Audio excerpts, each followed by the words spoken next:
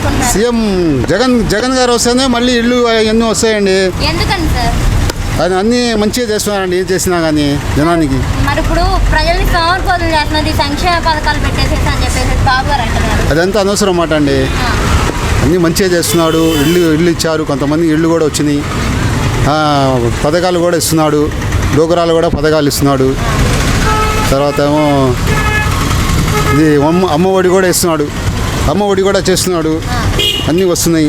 Sir మరి ఇప్పుడు బాబు గారు అంటున్నారు నేను దీనికైనా మెరుగైన పథకాలు ఇస్తాను అని చెప్పి అంటారండి, రాకముందు అందరూ అంటారు, వచ్చినాక చేయాలి కదా.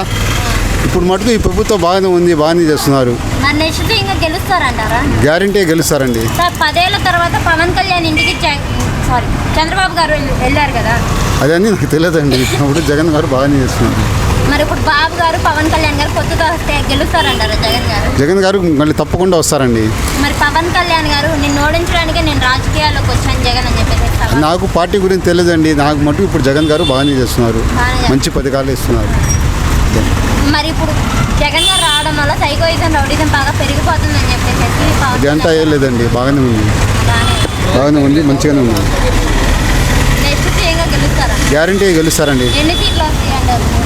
నాకు రాజకీయ గురించి తెలియదండి, ఆ సీట్ల గురించి తెలియదు. వ్యాపారం చేసుకున్న అంత జగన్ గారు జగన్ గారు రావాలా.